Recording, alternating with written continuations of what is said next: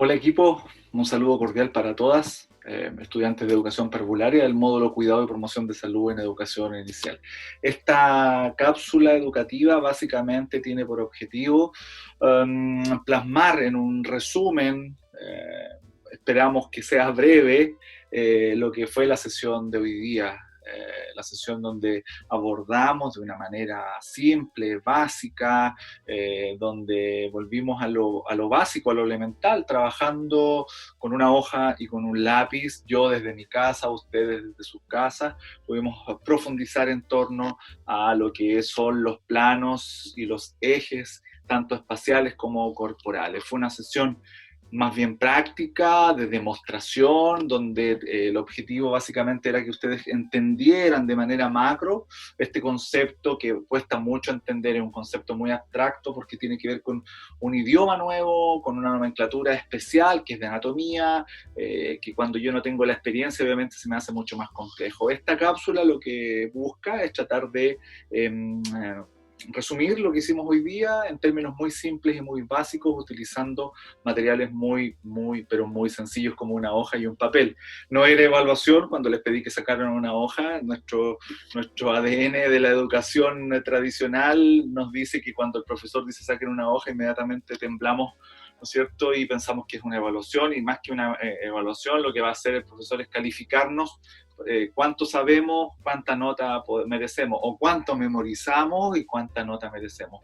Pero por ahí no va el camino, a ustedes les ha quedado claro durante este semestre, ya llevamos 5 sesiones sincrónicas de trabajo, más todo el trabajo autónomo y asincrónico, así que con el saludo de Pegaso, Roca Suelta y Chalaco, que fueron estas 3 obras de arte que desarrollamos para poder entender cómo este bloque, este adoquín podía analizarse en anatomía, ¿no es cierto?, hablando de la cara superior, inferior, lateral, derecha, izquierda, anterior y posterior. Este tema nos derivó y nos llevó a hacer este análisis más profundo en cada una de las caras, por ejemplo, mostrando ahí Roca Suelta su cara anterior, pero la cara anterior de Chalaco estaba ubicada en otra parte del adoquín, por lo tanto ahí empieza a aparecer una cosa media extraña, difícil de entender, y ya cuando mostramos a Pegaso, su cara anterior está ubicada en otra parte del adoquín, por lo tanto, este adoquín que representa una figura tridimensional que tiene muchas caras y muchos bordes, obviamente va a ser el sustento para poder entender de mejor manera lo que es la nomenclatura básica en anatomía. Como les decía, bajo el alero literal de Emanuel Ginóbili, que es un basquetbolista connotado a nivel mundial, de nacionalidad argentina, que tuvo un paso por la NBA muy, pero muy productivo en términos de rendimiento deportivo, pero también en términos personales, una persona que dejó huella, y las personas que dejan huella, la verdad es que son muy valiosas. Bueno, aquí viene la parte donde ustedes sacan una hoja y donde la mayoría piensa que al sacar una hoja lo que vamos a hacer es tener una evaluación o una prueba, ¿no es cierto? Una prueba que habitualmente es castigadora. En esta asignatura la verdad es que todavía no nos hemos preocupado de pensar en cuándo vamos a tener una de estas pruebas, porque por ahora me interesa que ustedes aprendan y aprendan de la mejor manera posible. ¿Y qué vamos a hacer con esto? Más un lápiz que está representado ahí, vamos a analizar los planos y los ejes. Desde ahora la hoja corresponde a un plano y el lápiz corresponde a un eje. ¿Y cuál es el objetivo de esta sesión? Es que analicemos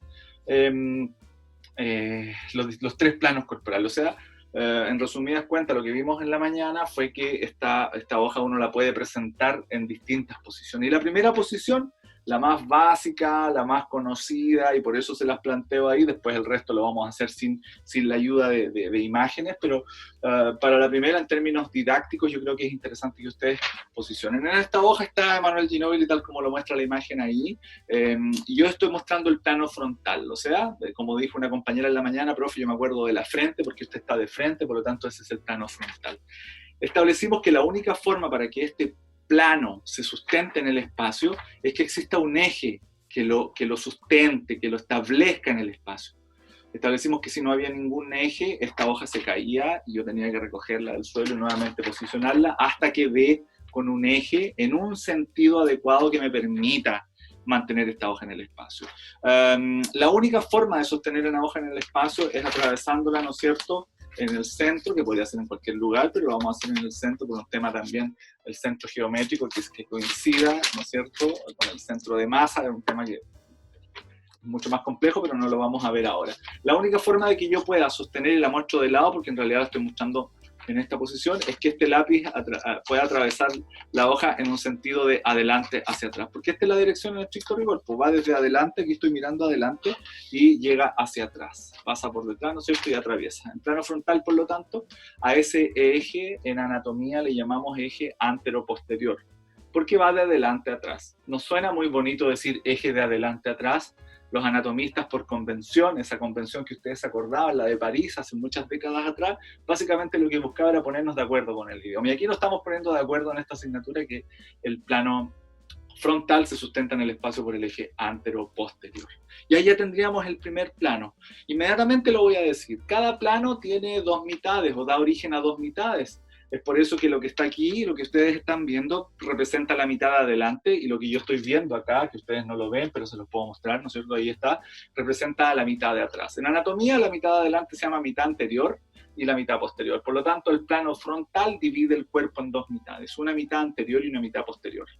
Queda en evidencia lo que representa el plano. El plano básicamente corta el cuerpo en dos mitades, entonces este plano atraviesa así, es como si esto fuera una hoja muy filuda, ¿no es cierto?, que atraviesa el cuerpo y lo divide en dos mitades. Una mitad anterior, o sea, un profillo anterior y un profillo posterior, ¿sí?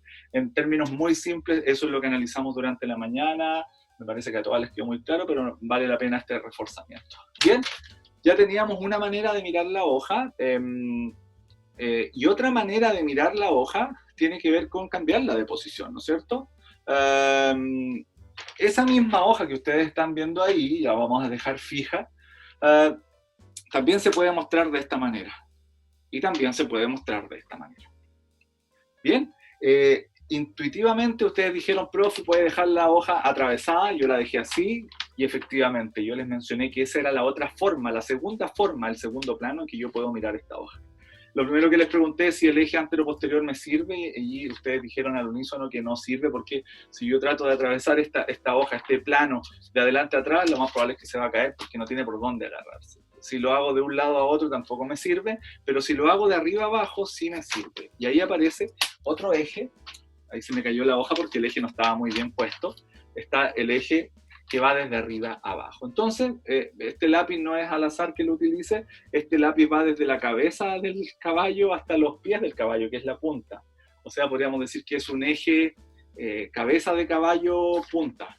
En anatomía eso no existe, en anatomía tampoco existe eje de arriba a abajo, lo que sí existe es un eje que sigue la dirección y va desde la cabeza a los pies, y en anatomía cabeza, y ahí los anatomistas se pusieron de acuerdo y dijeron, oye, pongamos un nombre en latín que todos entiendan, que represente cabeza, y coloquemos un nombre en latín, pie, cabeza, pie. Por lo tanto dijeron, oye, cabeza viene de cephalum, por lo tanto que sea el eje céfalo-podálico. Cuando usted va al podólogo, obviamente se hace un tratamiento estético, funcional o médico en los pies, entonces en este caso sería un eje céfalo-podálico. Y claro, claramente la dirección lo muestra, el pony lo muestra, que va de la cabeza del pony a los pies del pony. Y va en esa dirección, va de arriba a abajo, de cabeza a pie.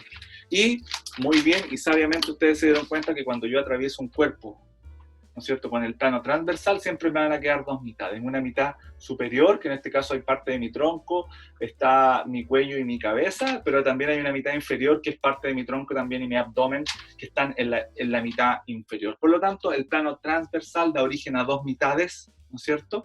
O podríamos decir, corta el cuerpo en dos mitades, en una mitad superior y una mitad inferior. Entonces ya tenemos dos planos. Y la última, y con esto ya termino esta cápsula educativa, es mirar la hoja de esa manera. Ustedes la miran así y la están mirando de lado.